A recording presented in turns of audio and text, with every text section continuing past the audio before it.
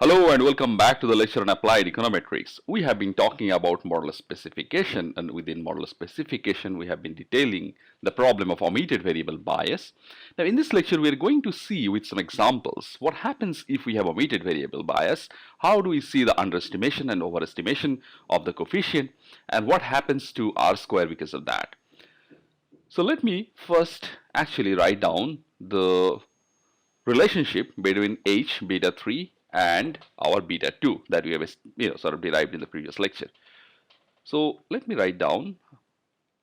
So we have our beta 3, we have seen there is a H which is nothing but the regression coefficient when we run a regression between two explanatory variable beta x2 and x3, and then we have the problem of overestimation or underestimation. Now we had four different cases. In first case we had both positive, so when the relationship between the omitted variable and the y variable is positive, that is beta 3 is positive, and when the relationship between these two explanatory variable, that is x2 and x3 is positive, so then h is positive. So then what we'll have is a problem of over identification, right? So beta 2 will be an overestimation of beta 2, right? Because here we have omitted beta 3, so beta 2 is going to capture both beta 2 as well as some effect of beta 3. So that is something that we have understood already.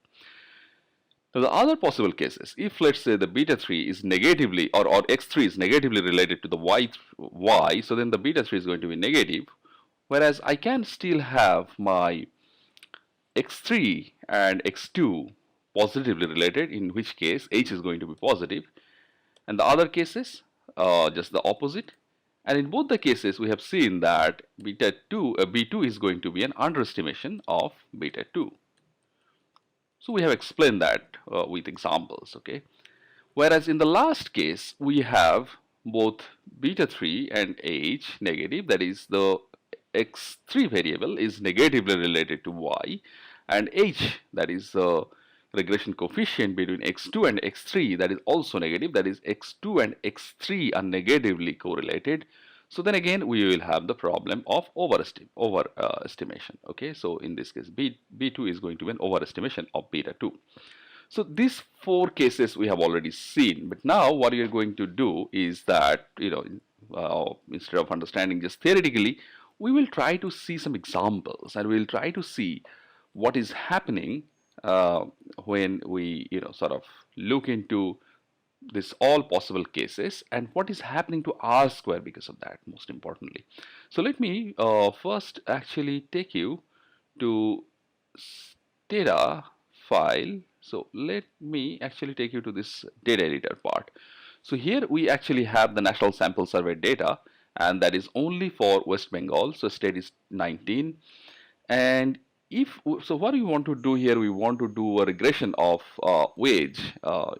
Wage is my y variable, whereas I will have all the independent variables like education, experience square, and so forth. So what I'm going to do in this lecture is that I'm going to actually show you the changes, or basically, if we omit a variable and then again include a variable, so how the coefficients are going to change their value, and how the R square is going to change its value. So let me actually take you to the standard do file. So I actually have done this little bit of work. So we have defined experience, and as I mentioned, experience is not provided in the National Sample Survey data. So how we do it, we usually take age minus 5 minus general education, assuming that someone starts at class 1 when they are 5 years of age, and then the general education is the years of general education. So if you subtract these two, you will get experience approximately, assuming that people start working after their schools without any break or anything. And the experience square is basically the square of the experience. You basically just multiply experience with experience. You can also have log of wage instead of just wage. So wage total is basically the numerical value of the wage, all the wages one receive. But log of wage total is something that theoretically we have seen, or empirically we have seen, that is actually a better fit, sort of better y than the wage total, because I get a better model. So this is a problem of functional specification. Now we have basically written down several regression equation. In the first equation, we have written general, so wage total is just the wage total, not the log. And my x variables are general education, experience, experience square, and sex. And here this principal occupational status is above 21 or less than 51. That means people, so this essentially basically sort of, creates a group of people who are not self-employed, who are not unemployed, and so forth. So these are the people who are basically wage earners. So they're casual or they're salaried, but all of them actually sort of earn some wage. Okay, so that is basically these numbers mean. So if you look at national sample survey data and if you look at the principal activity status, you will see all these codes. So I've just taken the codes from there. Great. So the next regression, instead of wage total, I have actually done a log of wage total because I know it's a better fit for the for this particular type of regression. Going forward, what we have done, we have just taken general education. So we are now, entering into the sort of territory of omitted variable bias, which we want to explain. So I have sort of omitted all these variables, experience, experience squared, and sex. Let's say in the next regression equation, I have included general education and experience. And in the last regression in this block, the last regression equation, I have only have the log of wage total and experience instead of general education and experience. Okay, so we'll sort of see the assumptions here, and we'll see how the coefficients behave and how the R square behave. And in the next block, what we have done is we have basically taken log of basically the log of wage total, general education, experience. In the next regression equation, log of wage total, general education, experience, and experience squared. And then we have taken log of wage total, general education, and experience squared. We have omitted experience here. So we'll see what are the different assumptions and the results. Let me actually run this regression in the first place. So let me actually go there to this data editor, and I will just run the regression again. So I'm not running this part. This already knows what I'm talking about. So I have how the variables are defined. So if I run it again, Stata will give me an error. So let me first run this one, okay, this regression. And if I run this regression, what I will see, I need to actually go to this file, and this is the regression equation, the results. So we see R squared is actually 0.38. I have general education, experience squared, and 6. Okay, not too bad, not too good. But I know for a fact that I actually need to regress this log of wage total. It's a functional specification problem. So if I run it, what I get is this. If I go there, I see that, okay, I have actually, wait a second, let me actually go back again. Somewhere I have clicked this. So I don't need to define it again. Let me see. It should not be any problem anymore. So if I go there, so now I have my regression equation. So now R squared has improved quite a lot. It is 0.47. It's a pretty good model. And it has happened because I have taken log of wage total as a y variable. My x variables are constant. So just to show you the functional specification problem here. Now all the x variables you see are basically significant. Okay, so the p-value is pretty small. Now what we want to do here is we actually want to go to omitted variable bias problem. Okay, so let's say my actual model is, let's say for now, for the timing, I don't get into 6 and experience squared. I will just talk about, let's say my real model is this one. My real model, let me show you. My real model is this one, the general education and experience, let's say. So if I have my regression equation as x variable as only general education, that is wrong. That is going to, or that is basically that will have an omitted variable bias problem. And in this model also, if I only have experience, so that will also have an omitted variable bias problem. So in both the cases, I have to basically sort of address that, and we'll see what happens. So let me actually write down these equations here. So essentially in this case, my true model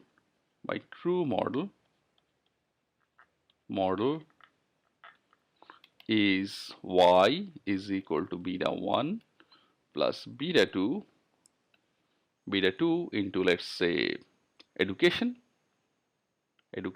and let's say beta 3 into experience. Okay, and then there are some U terms. What is a fitted model? Let's say my fitted model, let's say fitted model 1 is y is equal to beta 1, sorry, I have fitted model, so b1 plus b2 into education. We must be careful about the notations here. And because it is a fitted model, I do this, and the fitted model 2 is y hat is equal to, let's say, some b1 prime and b2, or let's say b3 prime, let's say experience. All right, so now I will basically, this is exactly what we have done when we have done the regression part. So if we go back, so this is do file, this is exactly what you have done in these equations. So when you have taken only general education, I have only considered the B2. When I've only taken experience, I have considered the B3, and I have actually omitted the general education component. So let's see what happens if we run this. So let us again go back to the do file, and now I'm going to run this. So this is my true regression. Let's say this is a true model, and we'll see these results one by one. This is the regression where I have omitted the experience, and this is the regression where I have omitted the general education. And I will see the results, and I will see the results, and see the results. And I got the results. Now in this lecture, I will just let you see these results. I will just let you see these results, and I want you to sort of get an explanation of these results. Okay, why what do you see here? You see that, let me explain, you see that if I have general education,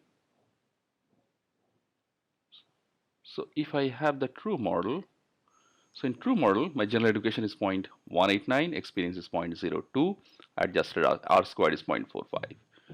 Now in the model with omitted variable, when I only have general education, I have my so I have my R squared is 0.38, general education value is 0.16, so it has reduced. Okay, so when I sort of remove the experience, the general education, the coefficient for general education is reduced. That's pretty interesting.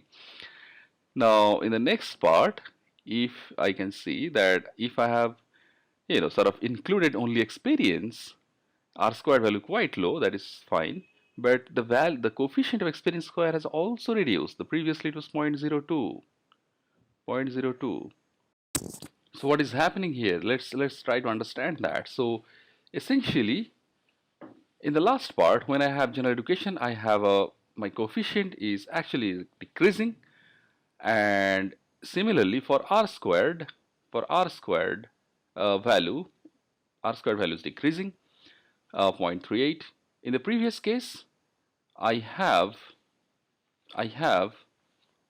both the variables, general education and experience, and my R squared value is okay, 0.45. It is higher than the last one with only general education. And whereas if I have the independent variable only experience, I see that this is again less than the coefficient of experience I had in my actual model. So my actual model is this one here. I have both general education as well as the experience. All right, so this is something we have to sort of interpret, that why in this true model both my coefficients are actually higher, and in the fitted model where I have omitted variable bias problem, why both the coefficients for the independent variable is actually lower. So how exactly I can explain that? So this is something we have to see. So this is my problem number one. The second thing that I want to explain is that here I have the R squared value. R squared value is 0.3807 when I have taken only general education. And here what I have taken, if I have both of the explanatory variable, I have 0.453, and in the last part where I have taken only experience, my R squared value is 0.008, right? So if I add these two, let's say 0.38 plus 0.008, so it will be 0.388 or something, let's say 0.39. Whereas my R squared, if I have both the explanatory variables 0.45, so it's pretty high. So essentially it means, if I can write it down, essentially it means that here what is happening is that the R squared values for the two equations, so if for the fitted, let's say R square, if I can write it down, R square 1 fitted and R square 2 fitted, so what I'm going to have is, so if I can write it down, R square 1 fitted, or R square fitted 1, because that's how I've named my model, R square fitted 1 plus R squared fitted 2, if I sum them up, this is going to be less than R square true model. How can I really explain that? So I want you to think through this problem, and I will explain both the problems that I just talked about in a while.